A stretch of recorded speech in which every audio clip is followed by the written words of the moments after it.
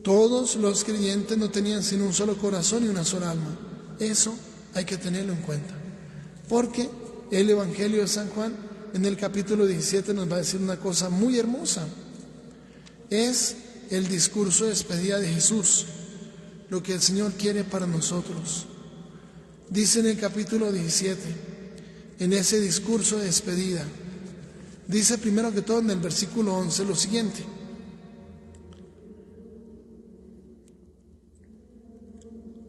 ya no estaré más en el mundo, pues vuelvo a ti.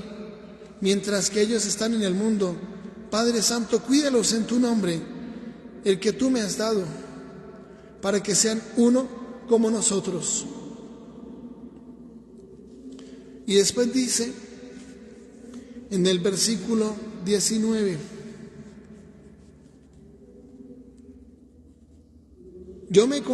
por ellos me consagro para que ellos sean consagrados en la verdad. Pero no ruego solo por ellos, los 12 apóstoles, en la última cena, sino también por los que van a creer en mí por medio de sus palabras. O sea, estaba orando por nosotros en el siglo XXI. Todos los que vamos a creer en Cristo por la palabra de los apóstoles, que son todos. Que todos sean uno, como tú, Padre, estás en mí y yo en ti. Que también ellos estén en nosotros, para que el mundo crea que tú me has enviado. Yo les he dado la gloria que tú me diste, para que sean uno como nosotros somos uno. Yo en ellos y tú en mí, para que alcancen así la perfecta unidad. Y para que el mundo conozca que me enviaste y que los amaste a ellos como me amaste a mí.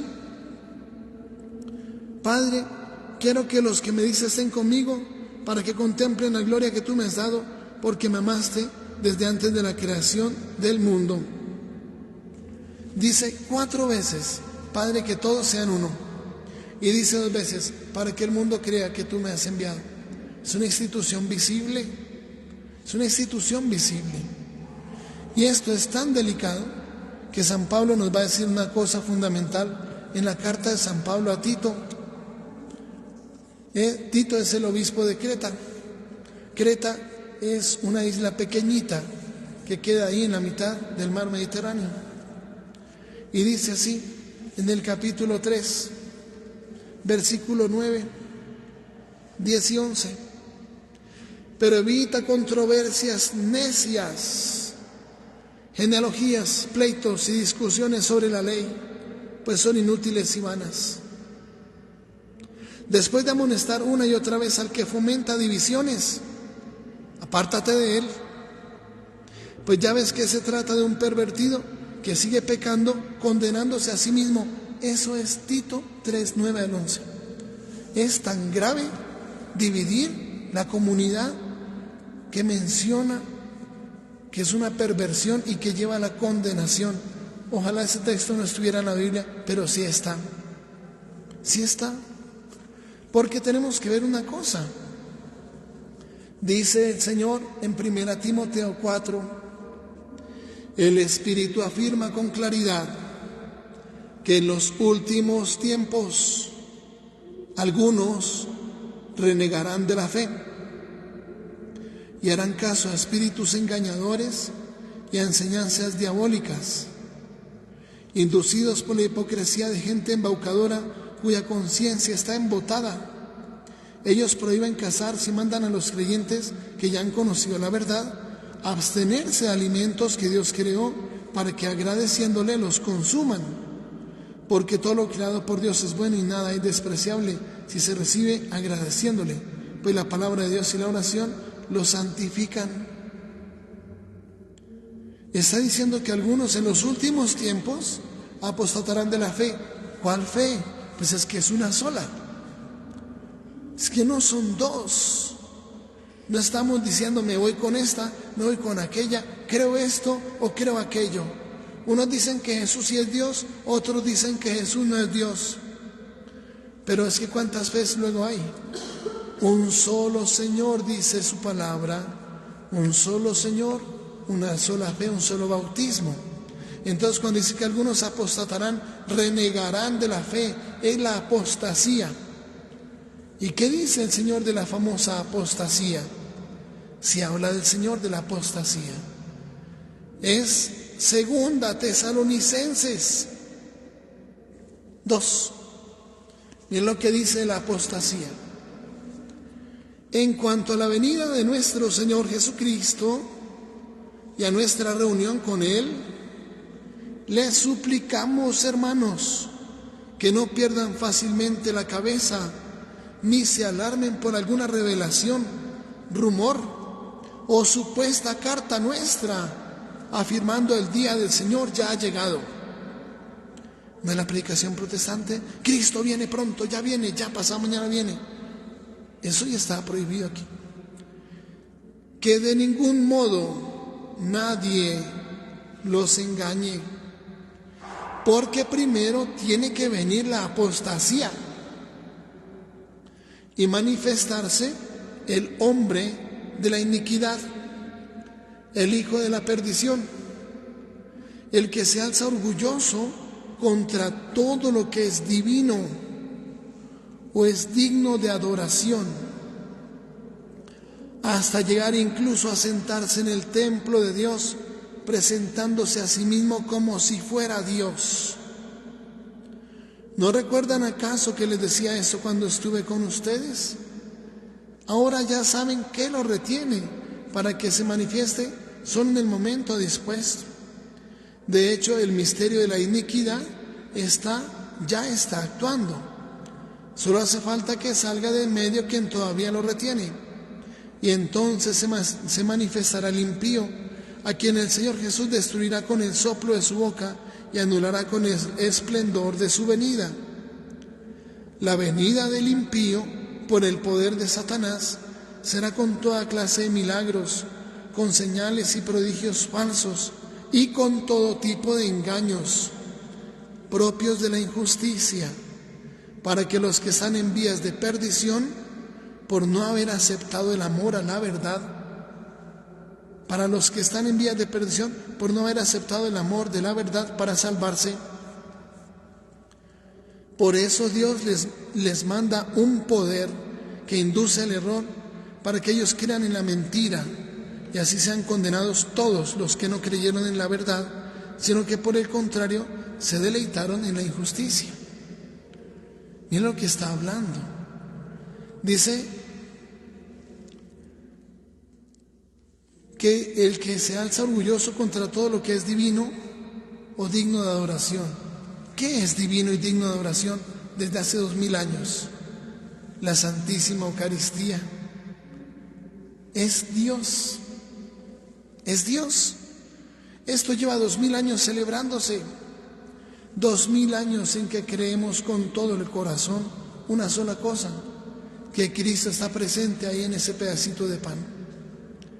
Eso lo creemos con todo el corazón, con todo el alma y con todas las fuerzas. Y cuando le dicen, no, yo opino que no, yo opino que la Eucaristía solamente es un signo, eso es un símbolo, es una representación, pero no es Dios. Ahí se está oponiendo a lo que es divino y digno de adoración. Porque la Eucaristía no se la inventó ningún papa en el siglo III, siglo V, siglo X, siglo VIII, en el siglo XII o en el siglo XVI.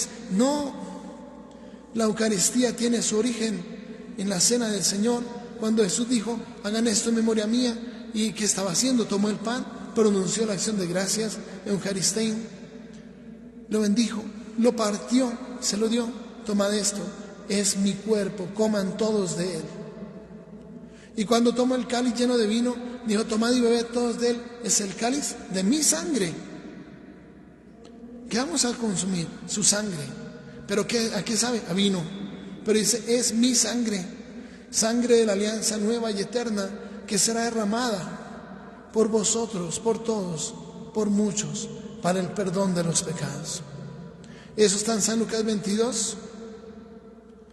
Entonces, cuando usted apostata de la fe en Jesús Eucaristía y ya no cree, se apostató de la fe, ya no cree en Jesús Eucaristía, ahí está la gran apostasía. Esa es la gran apostasía. ¿Qué otra cosa es? rechazar a Jesús Eucaristía. Millones de cantos a nivel protestante, millones. Ni uno solo menciona a Jesús Eucaristía, nunca. Ni por equivocación. Ni un solo canto menciona a Jesús Eucaristía, nunca. No creen en Él. Han apostatado de la fe de hace 2000 años. Y tenemos pruebas históricas. Cómo se celebraba en el siglo I, cómo se celebraba en el siglo II. Tenemos los rituales de esa época. Tenemos los rituales de esa época. Y por eso hay que ir a las fuentes. El río Bogotá está bien contaminado, está bien negro y huele horrible desde lejos. Huele terrible. Pero si usted va a la fuente, allá se va río arriba y llega al páramo donde brota el agua pura del fondo de la tierra, el nacimiento de agua que se convierte en el río Bogotá.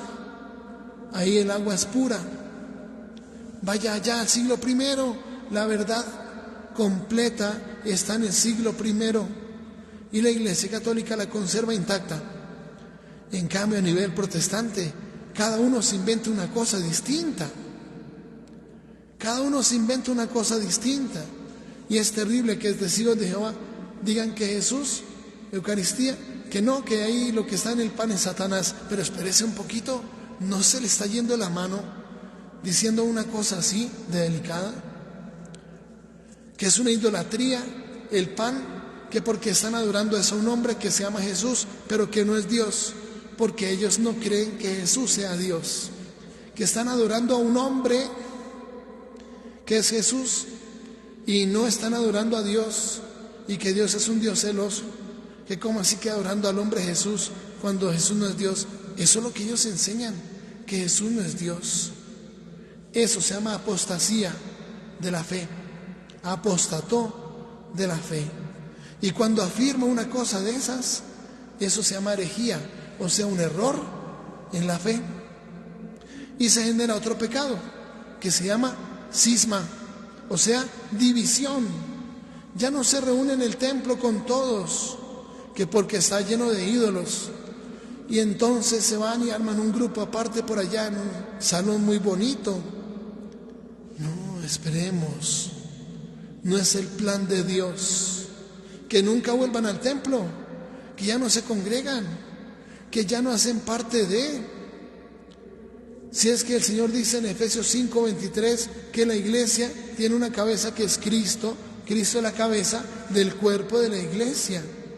Entonces cuando usted se separa de esa una y única iglesia, se separa, forma división, cisma, disensiones, disiente, ya no cree lo mismo, no siente lo mismo, ya no es una sola alma ni un solo cuerpo, ya cree distinto. Ahí en ese momento, al formar el cisma, la herejía, el error en la fe y la apostasía, abandona esa fe y abandona su iglesia, entra en pecados mucho más grandes de los normales. Esos son pecados mayores. La herejía, la apostasía o el cisma no es de Dios.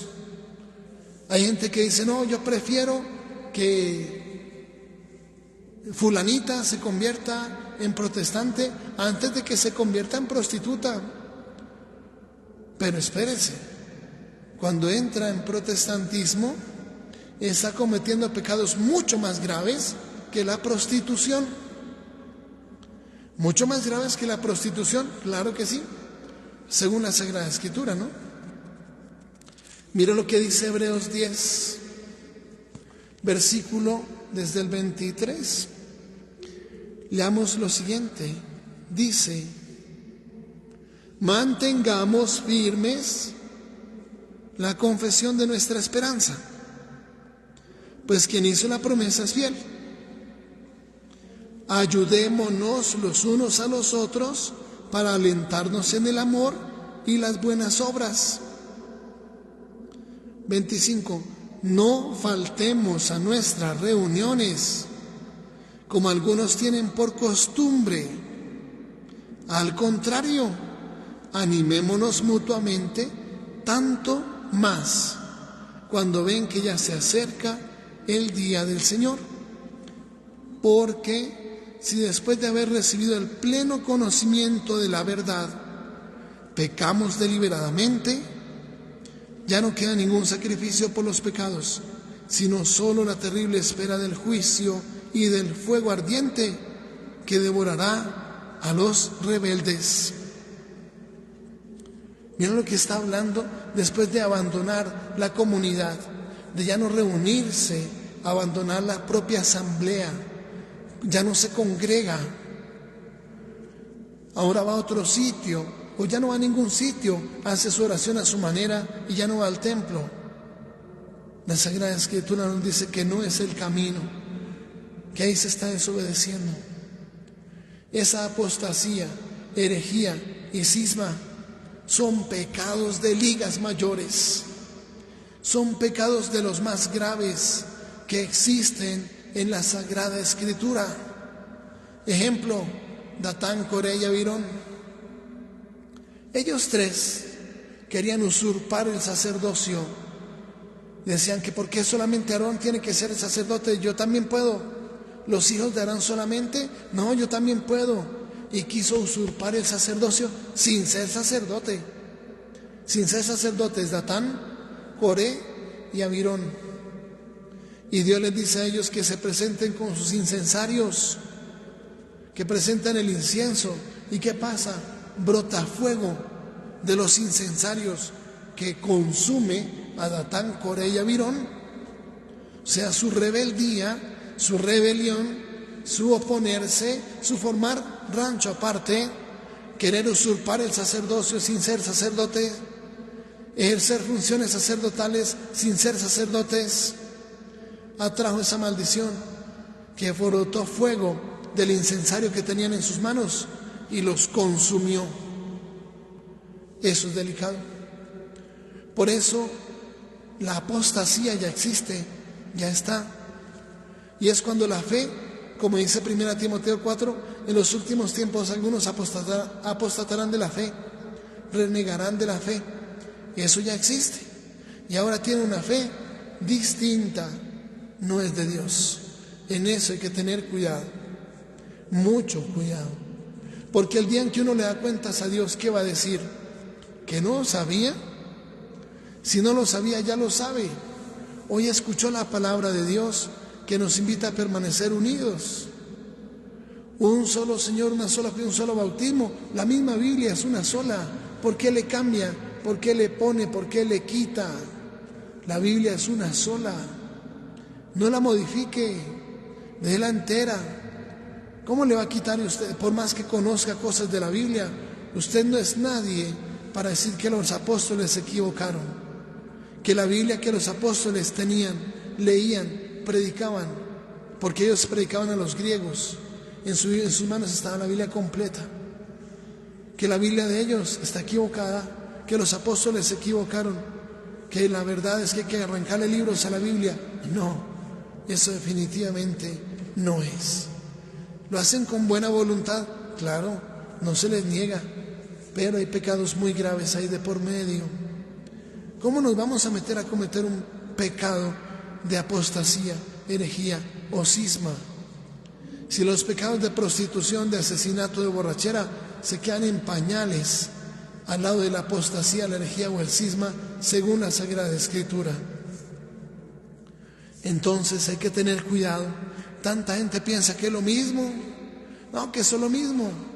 Inclusive algunos que van aquí, van a misa, después van a culto allá al otro lado que también les gusta, van al culto de otro lado porque también les gusta, y van haciendo una mezcolanza de todo.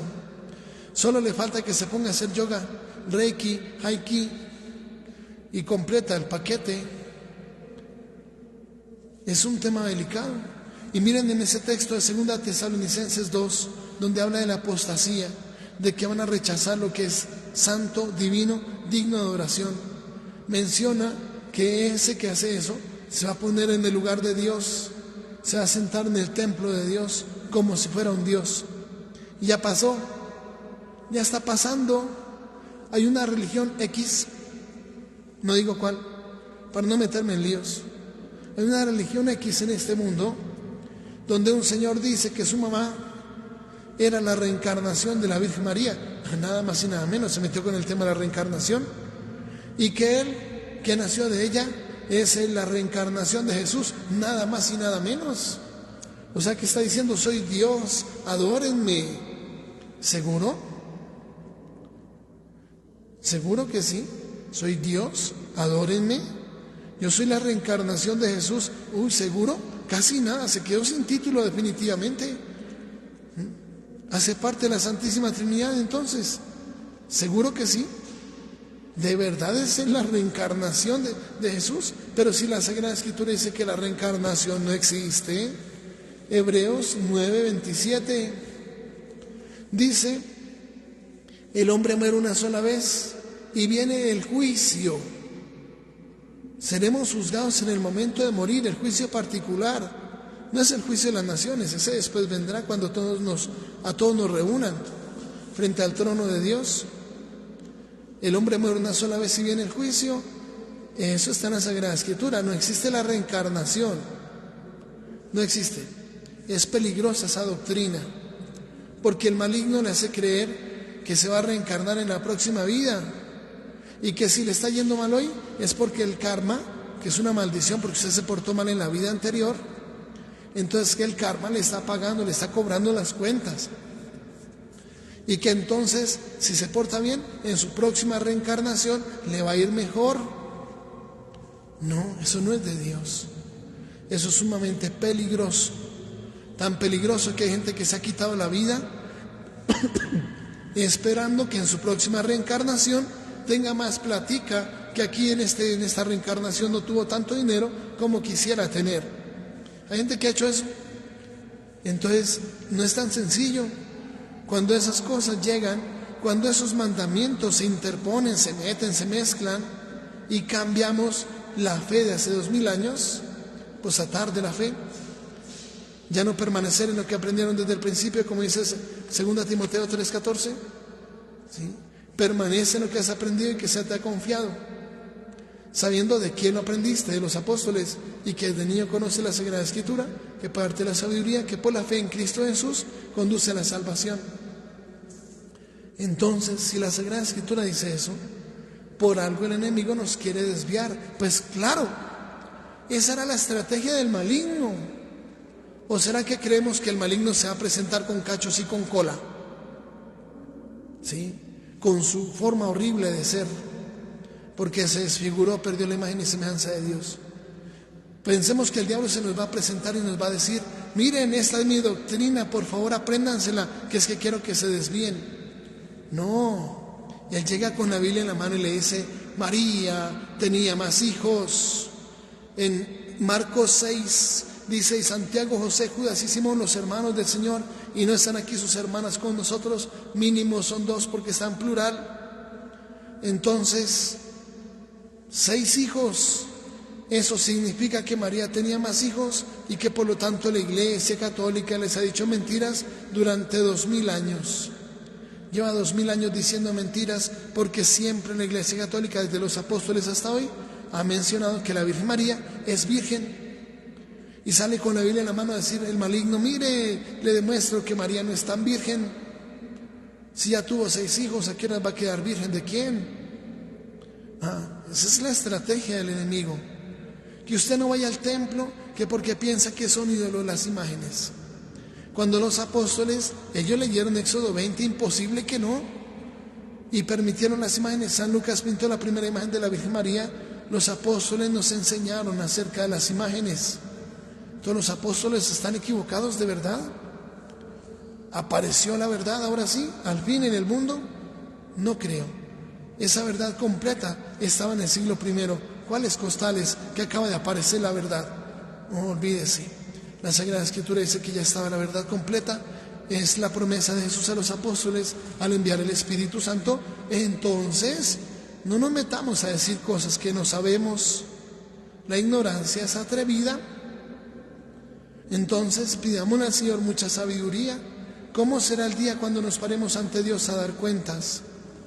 Todos los que han hablado pestes de la Virgen María y que Jesús les diga: tú hablaste muy mal de mi mamá. Y es cierto, hablan mal de la Virgen María. Claro, algunos en su estrategia, cuando llegaban y hablaban mal de la Virgen María, los echaban a escobazos de la casa. Entonces ahora llegan hablando de la Virgen María. Son muy astutos. El enemigo es astuto definitivamente. Ahora llegan los protestantes a las casas hablando de la Virgen María y hablando muy bien de la Virgen María. Con eso ya no los echan a escobazos. Y venga, es que venimos a compartir la palabra.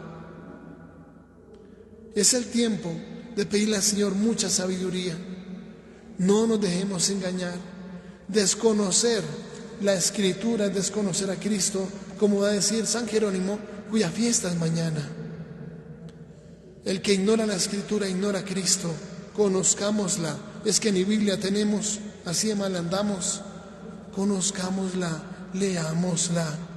No sabemos el día ni la hora. Luchemos por entrar en camino de Dios. Que nuestra Madre del Cielo nos ayude en ese proceso. Así sea.